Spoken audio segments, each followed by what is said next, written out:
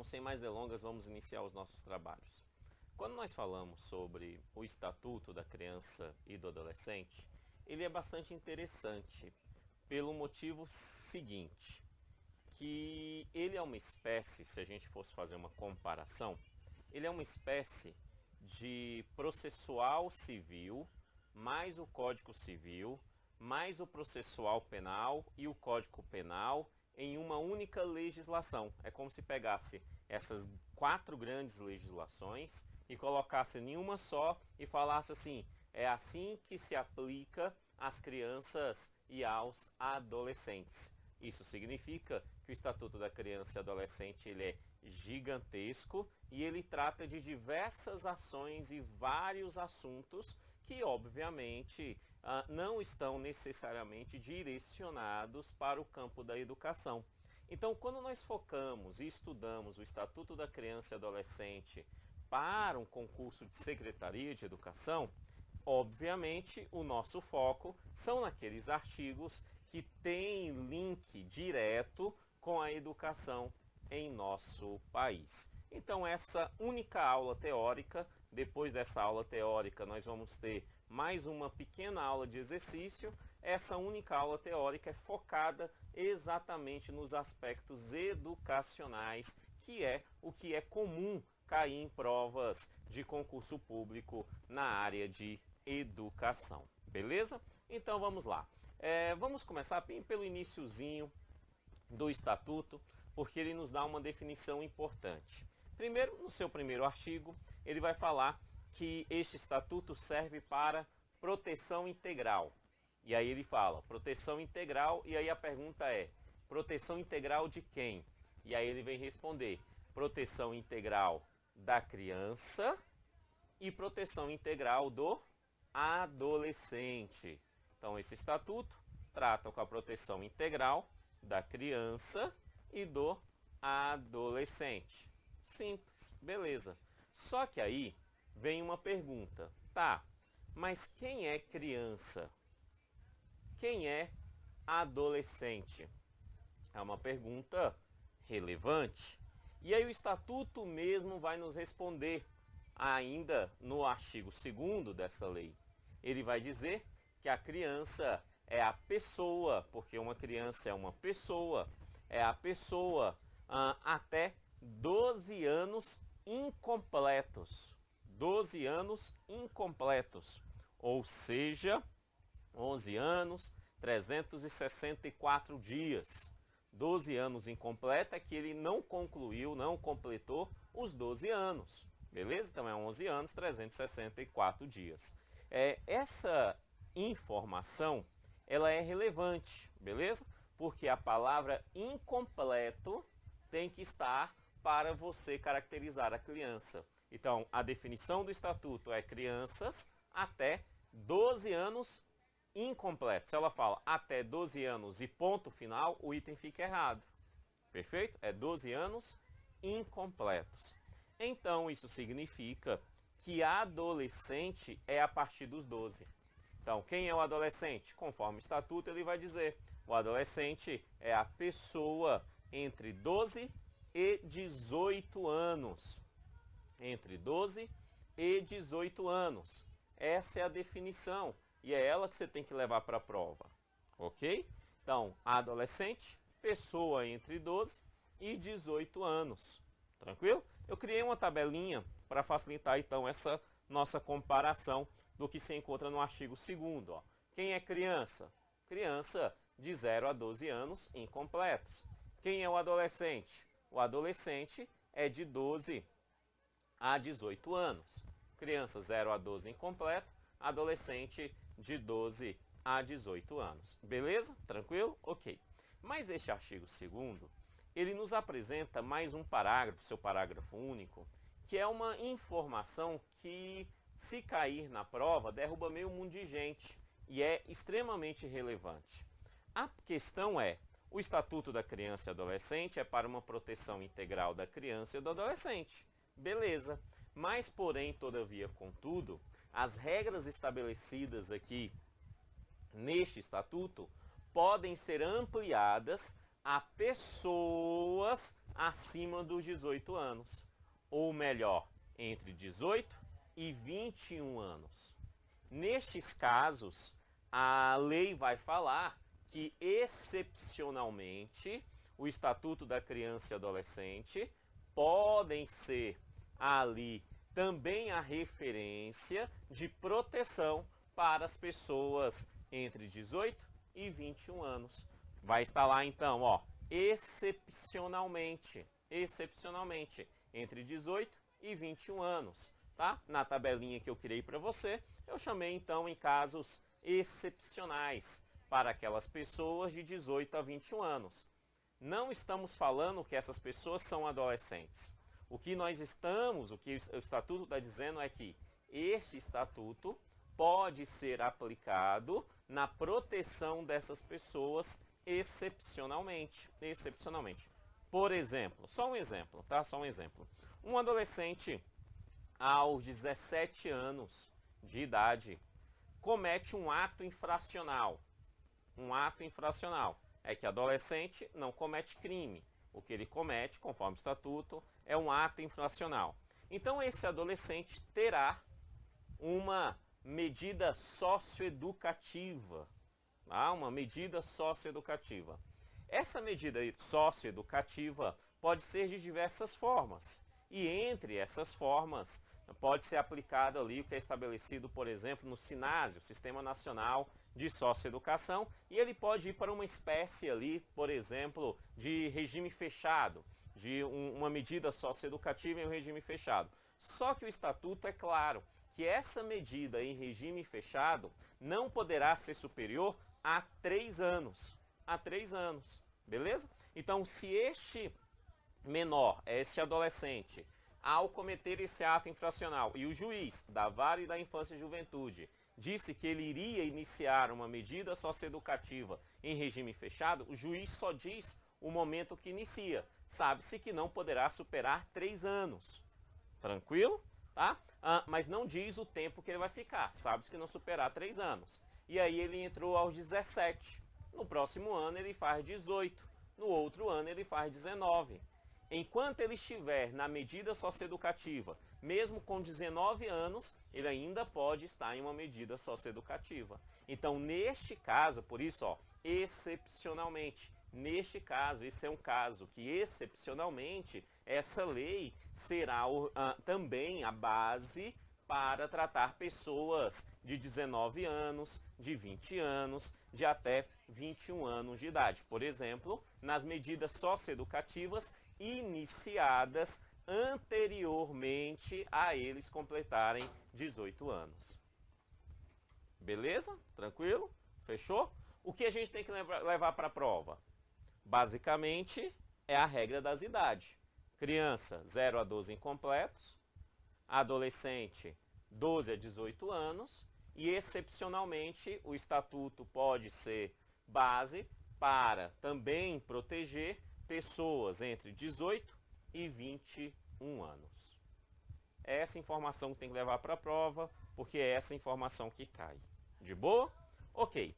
Saindo então do artigo 2º, nós vamos para o que de fato nos interessa na educação, que é o título que trata sobre a educação no Estatuto da Criança e do Adolescente. É o título que está lá, do direito à educação, à cultura, ao esporte e ao lazer, exatamente porque ele fala da educação dessas crianças e destes adolescentes.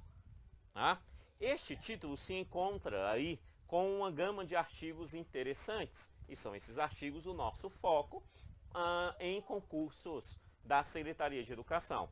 É um número de artigos razoavelmente pequeno, mas com bastante detalhes, e que sim, derruba muito candidatos quando não presta atenção nesses detalhes. Certo? Então, é do artigo 53 até o artigo 59, até o artigo 59, beleza? 53 até o artigo 59. Olha lá que lindo. O artigo 53, ele começa a falar sobre questões básicas que tem que ter a educação, né, em nosso país, para garantir o desenvolvimento dessas pessoas que estão nessa educação. Tá? Então ele vai dizer, ó, a criança ou adolescente tem direito à educação, visando pleno, isso aqui é importante, ó, pleno desenvolvimento de sua pessoa. Então o ECA quer o pleno desenvolvimento da pessoa da criança e do adolescente. Também esta formação vai gerar o preparo para o exercício da cidadania dessa pessoa, o preparo para o exercício da cidadania, né? E ainda o ECA deseja que essa pessoa seja qualificada para o trabalho. Então, os 3 desejos no processo educacional estabelecidos no ECA é seu desenvolvimento pessoal, também o exercício da cidadania e ainda a qualificação para o trabalho. Para isso, o ECA vai assegurar a essas crianças, esses adolescentes. Olha lá, muito do que está já se encontra na Constituição, também é repetido nos princípios lá na LDB, beleza? Outros detalhes a gente precisa prestar atenção. Então, primeiro, ó, igualdade de condições para o acesso e permanência na escola. Isso está ali na LDB com muita tranquilidade, de boa, igualdade, tanto em condições de acesso, matrícula, quanto de permanência, na escola. Beleza. Um outro ponto que está aqui no estatuto, do estatuto, é que essas crianças, esses adolescentes, têm o direito de ser respeitados pelos seus educadores. Está expresso, tá? Um direito é que eles sejam respeitados pelos seus educadores. Simples assim, tá? Simples assim. O inciso 3º pode cair em prova, já caiu, e às vezes geram as pessoas a confusão. Por quê? Porque ele está falando que para garantir esse desenvolvimento da pessoa, da criança, do adolescente, é garantido, é assegurado a essa criança, esse adolescente, o direito de contestar os critérios avaliativos. Então, essa criança, esse adolescente pode contestar os critérios a qual elas foram avaliadas. Contestar aonde? O próprio estatuto vai responder. Ele vai dizer, podendo ser contestada em instâncias escolares superiores. Em instâncias escolares superiores. Em regra geral, eu posso colocar aqui como a principal instância escolar superior que vai receber essa contestação da avaliação dada por essa criança, né? Dada a essa criança, é exatamente o conselho de classe. O conselho de classe é uma instituição superior, escolar superior, a qual uma das suas funções é sim a analisar contestações das crianças e dos adolescentes sobre o processo avaliativo a qual eles foram submetidos. Beleza? Então pode anotar, ó, aqui a gente está falando, por exemplo, do conselho de classe, que é uma instância superior e faz sim esse direito de contestar os critérios avaliativos. Conselho de classe é aquele conselho onde os professores da turma se reúnem, né? E ali eles discutem sobre o processo de avaliação, de retenção, de aprovação das crianças e adolescentes. Tá? Neste conselho, essa criança, esse adolescente ou seus pais, né, os seus responsáveis, podem contestar ali uma forma de avaliação. Tranquilo? Tá? Ok. Ainda será assegurado para esse fim o direito de organização e participação em entidades estudantis. Bem tranquilo, né? Então, as crianças e adolescentes podem participar de entidades estudantis como Grêmio Escolar, como a UMESB, qualquer outro tipo de organização estudantil. Bem tranquilo, é democrático, tá de boa, é direito, tá no ECA, pode participar de entidades estudantis. Ok.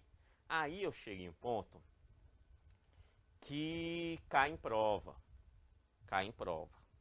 Recentemente foi alterado aqui no Estatuto da Criança e Adolescente, então você tem que prestar atenção, que é o seguinte, é sabido por todos, dentro do modelo educacional brasileiro, se encontra na LDB inclusive, que as crianças em escola pública, elas têm o direito de estudarem em escolas próximas de sua residência. Simples. Então, ó, acesso à escola pública gratuito, próximo de sua residência. Tranquilo? Então, as crianças têm direito a estudar em escolas próximas à sua residência. Tranquilo? De boa? Porém, todavia, contudo, o ECA vai falar mais uma coisa. E é aqui que é o bastante relevante, e essa informação está no Estatuto da Criança e do Adolescente, que é o seguinte, ó. Se são crianças que são irmãos, e essas crianças, preste atenção, se encontram na mesma etapa ou no mesmo ciclo de ensino, o ciclo, a gente está falando daquele modelo educacional, aonde que são organizadas em ciclos, lembra? Então, em vez de ser seriado, é ciclo. Você pega ali o ensino fundamental, anos iniciais, por exemplo, faz o primeiro ciclo de 3 anos, do primeiro ao terceiro, um segundo ciclo com os 2 últimos anos, quarto e quinto, né? Nos anos finais, um ciclo de sexto e sétimo, no outro, oitavo e nono. Então, ele está falando possibilidade dos ciclos, né? Ou etapas. Etapa a gente está falando, então, a educação infantil, ensino fundamental, ensino médio, perfeito? E, obviamente, as suas respectivas organizações internas a essas etapas. Tá? Então, ele está falando sobre isso. O que ele está falando é, se esses irmãos estudam e estão exercendo, estudando, exatamente na mesma etapa, não precisa ser na mesma série, mas na mesma etapa, ou no mesmo ciclo, essas crianças terão vagas na mesma escola próxima à sua residência. Ou seja, o estatuto está resolvendo um problema, pelo menos legalmente, de que os pais que levam, por exemplo, os filhos à escola, levem um filho para uma escola aqui, o outro filho para outra escola lá, o outro filho para outra escola mais longe ainda, certo? Fazendo com que essas crianças estudem em escolas diferentes. O estatuto está dizendo, não, elas irão estudar na mesma escola. Beleza? Agora preste atenção que tem um condicionante. E esse condicionante você tem que lembrar.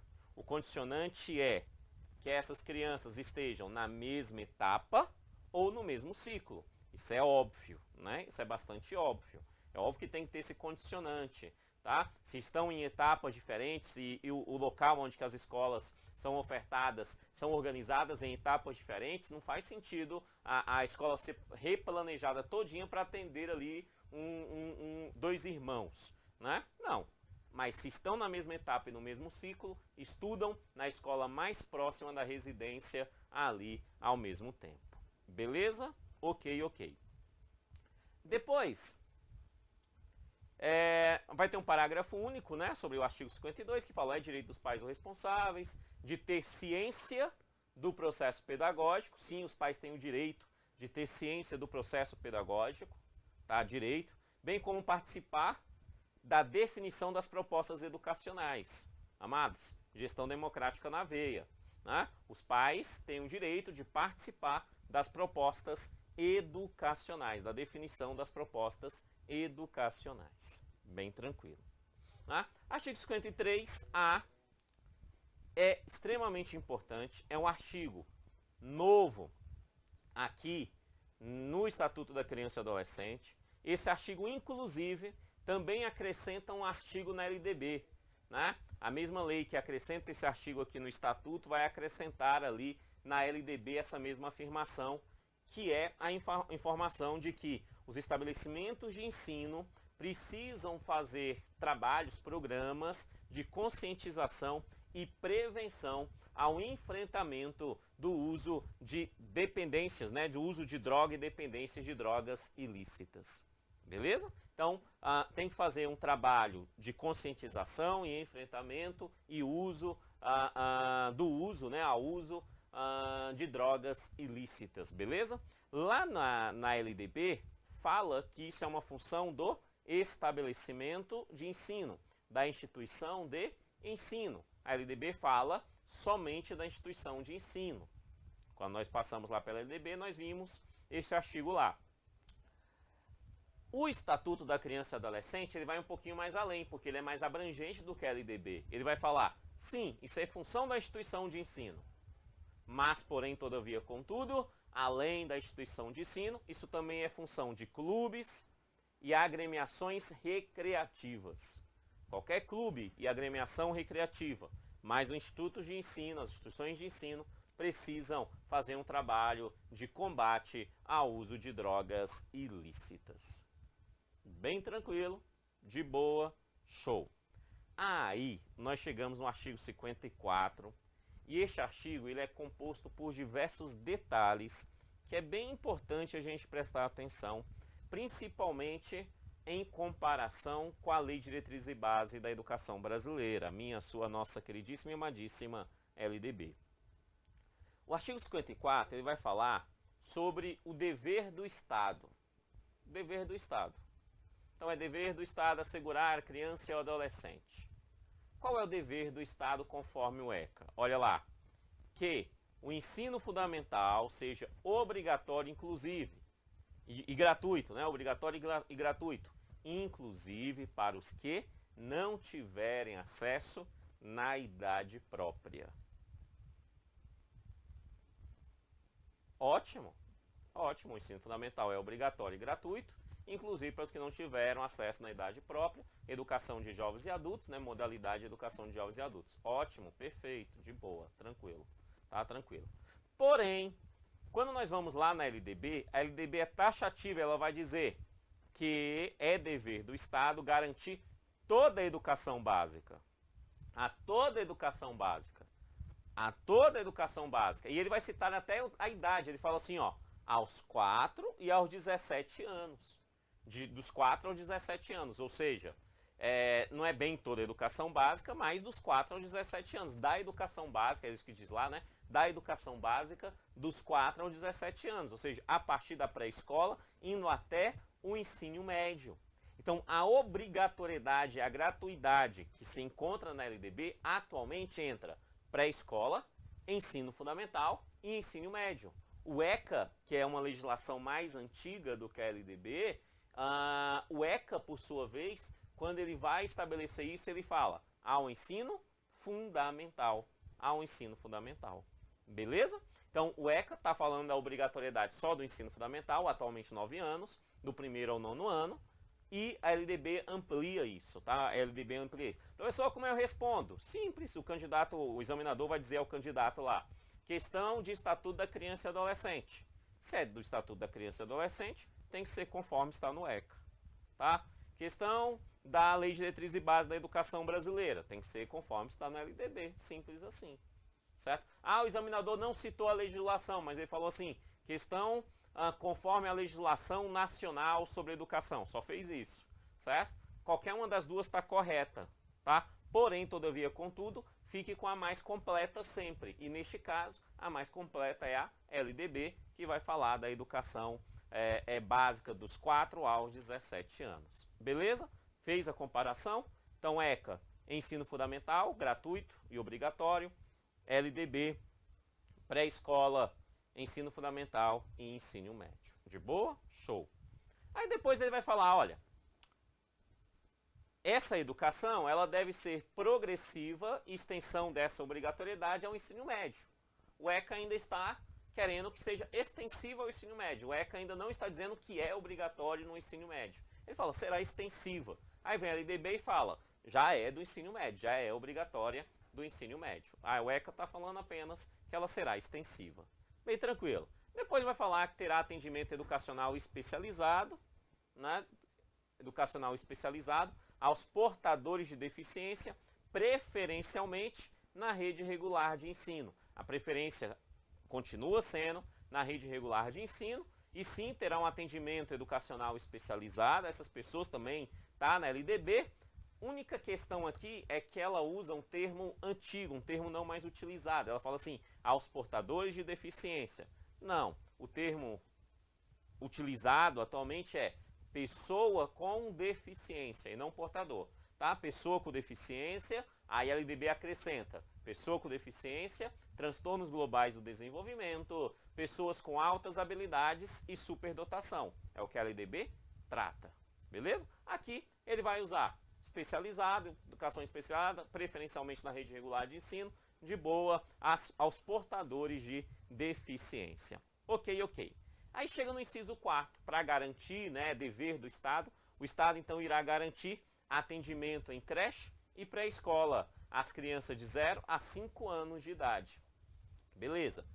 O ECA não está garantindo a todas as crianças, creche e pré-escola para todas as crianças. Não, ele fala, ó, vai ter um atendimento. Vai ter um atendimento. Ele não fala que é obrigatório, ele não fala que é gratuito. Ele fala, vai ter um atendimento em creches e pré-escolas de crianças de 0 a 5 anos, beleza? A questão é que o ECA, ele não separa, ou seja, ele não...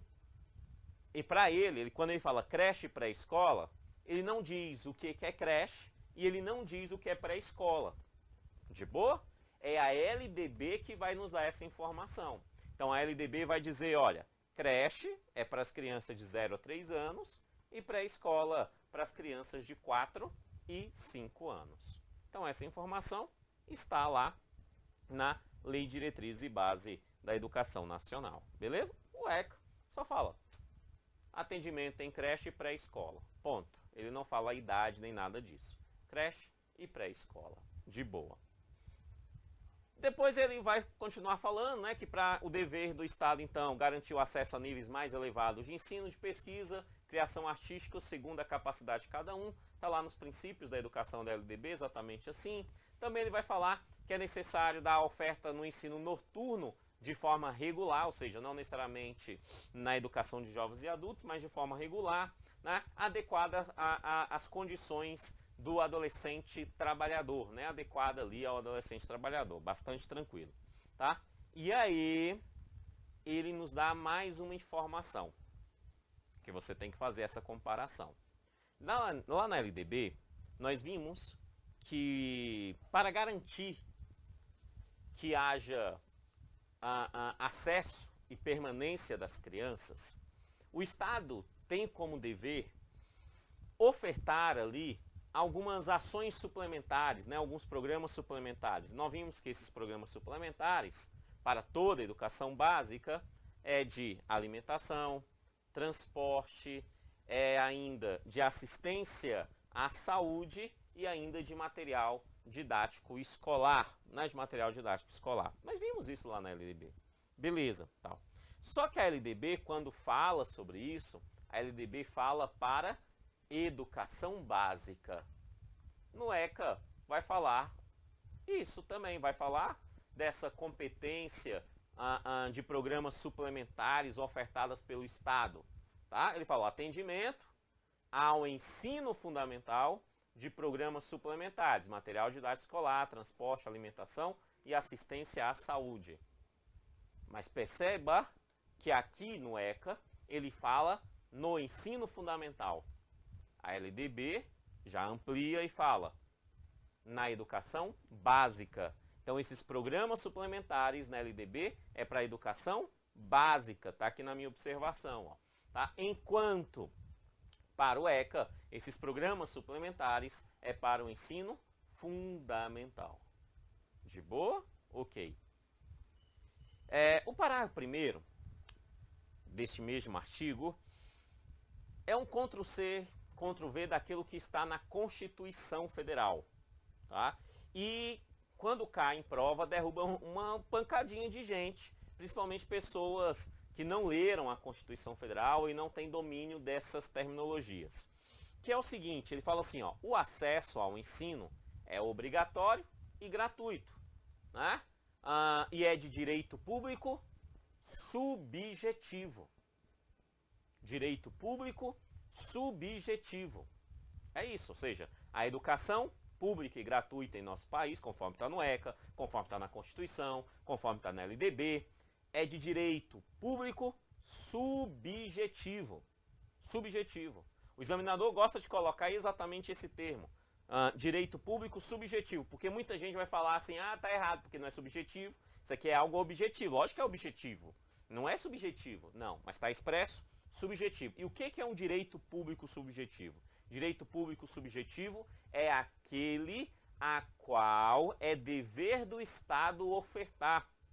E caso o cidadão não receba esse direito de uma forma imediata, este ao recorrer ao Poder Judiciário, o Poder Judiciário obrigará judicialmente o Poder Executivo de garantir que esse direito seja respeitado. Isso que é direito público subjetivo. Então, a educação brasileira é de direito público subjetivo. Está em tudo que é lugar. Estatuto, Constituição, está em tudo que é lugar. Beleza? Direito público subjetivo. Não é objetivo, não. É subjetivo. O item está aqui, né? Essa informação, ela é corretíssima, ela é coerente, conta tudo. O ECA só está repetindo o que a nossa queridíssima, amadíssima Constituição Federal determina. Beleza? Parágrafo 2º.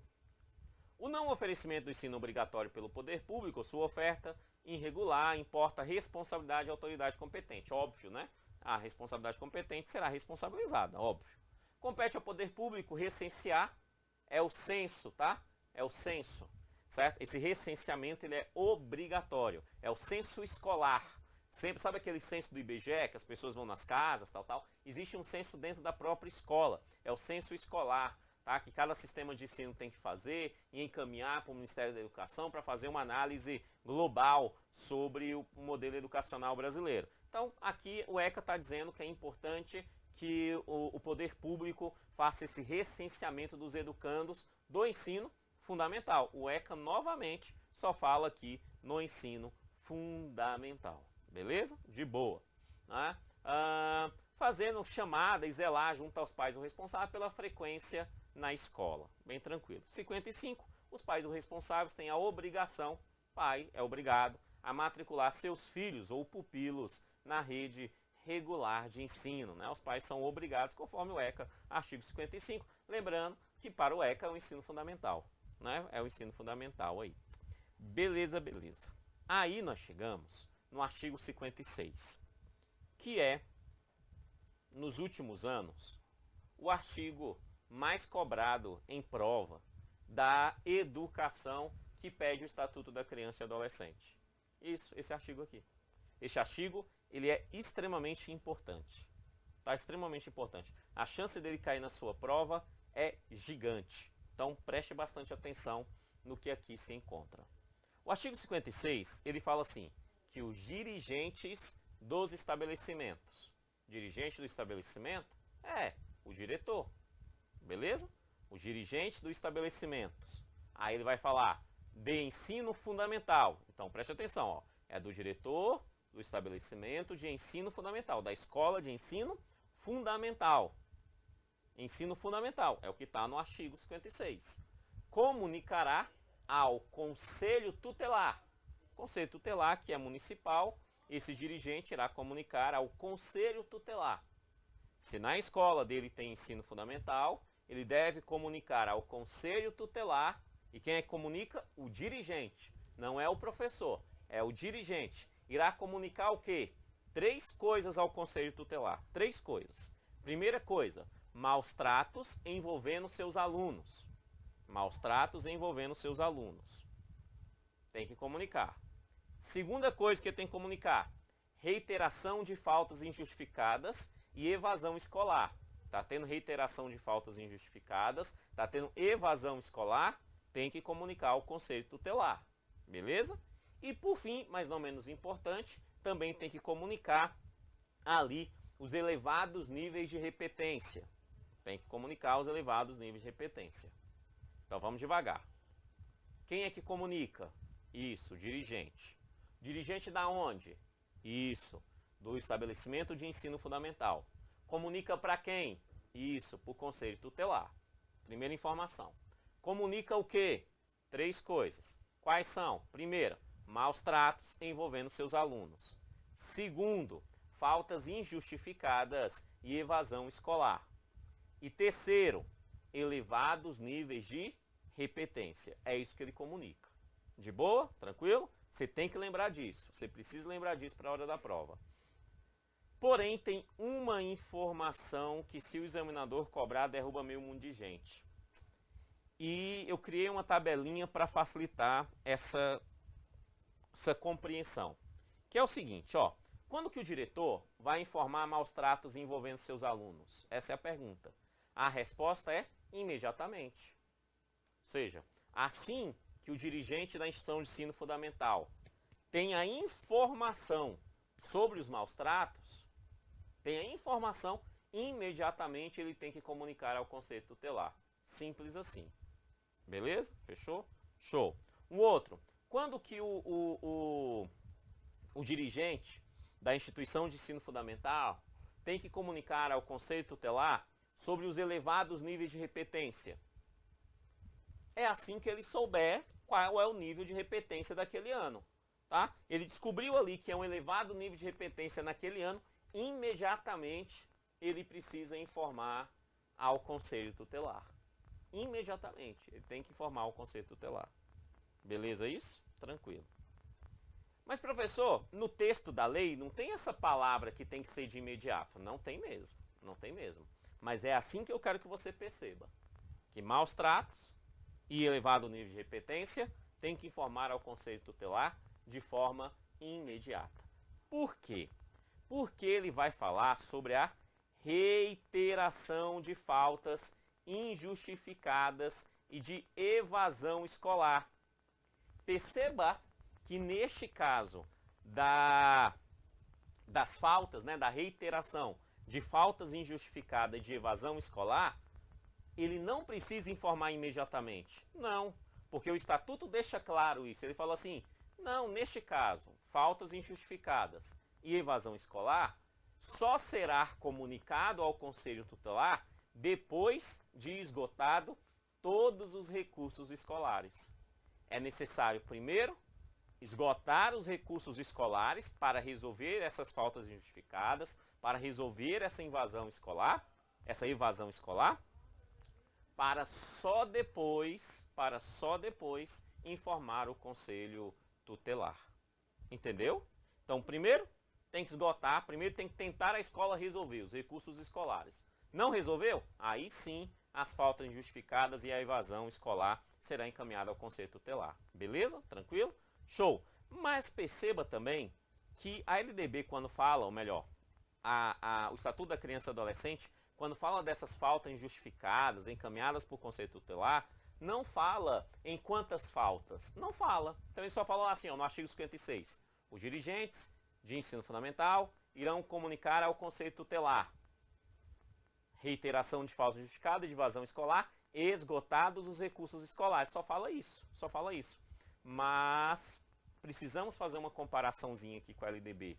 Porque o ECA não fala qual é a quantidade, mas a LDB fala. E teve uma alteração recente na LDB que fala, e você já sabe qual é essa alteração. Porque a LDB vai dizer que este ato precisa ser notificado quando essas faltas estiver acima de 30% do percentual permitido. Então a LDB fala, irá comunicar ao estatuto, ou melhor, ao conselho tutelar, irá comunicar ao conselho tutelar quando estiver acima de 30% do percentual permitido. A LDB só fala isso. Então alcançou, tem que comunicar ao conselho tutelar. Simples assim, certo?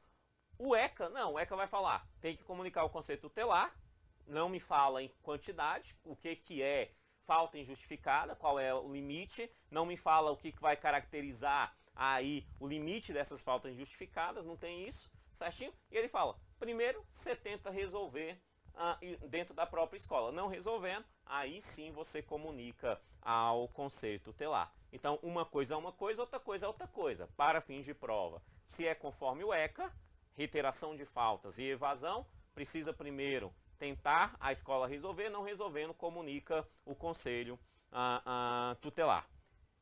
ECA alcançou ali acima de 30% no número de faltas dentro do permitido, né? Irá informar ao conselho tutelar do município. Simples assim. Uma coisa é uma coisa, outra coisa é outra coisa, e você não pode confundir as duas na hora da prova. Beleza? Fechou? Show! Show, show. Isso é o artigo 56, né? Já estamos quase encerrando aqui a nossa teoria sobre o ECA. Próxima aula, algumas questões sobre o ECA focado aí nessa prova, que é onde o examinador busca, né? São desses artigos principais onde o examinador busca as questões da sua prova. No artigo 57 ele fala assim, o poder público estimulará pesquisas e experiências. Então, ó, o poder público tem que estimular pesquisa, experiências e novas propostas relativas a calendário, seriação, currículo, metodologia, didática e avaliação, com vista à inserção de crianças e adolescentes excluídos no ensino fundamental obrigatório. Ele está falando, olha, é necessário criar meios para inserir essas crianças que foram excluídas. É a integração dessas crianças no modelo educacional, conforme o ECA, do ensino fundamental obrigatório, porque é o que ele entende como obrigatório. Bem tranquilo, poder público precisa. No 58, também bem tranquilo, no processo educacional respeitar-se-á valores culturais, achismos de história e do próprio contexto social da criança e adolescente, garantindo essa liberdade de criação e acesso a fontes de cultura. Por isso que quando a gente fala em currículo, né, e a LDB deixa claro isso, quando a gente fala em currículo, a gente fala de uma base nacional comum, mas da parte diversificada. Aqui, tranquilo, dentro dessa parte diversificada, vai respeitar, então, ali o contexto social da criança e do adolescente. Tranquilo? De boa? E para finalizar, também muito tranquilo, bem senso comum, ó. Os municípios, com apoio dos estados e da União, irão estimular e facilitar a destinação de recursos e espaços para programas culturais, esportivos e de lazer. Que o que tem a ver com a educação? Tudo, né? Principalmente porque está no título. Educação, cultura, esporte e lazer aqui dentro do ECA. O que ele está dizendo? Os municípios têm que estabelecer áreas, ajudar ali, né? Incentivar o esporte, o lazer, a cultura das pessoas. Bem tranquilo, de boa.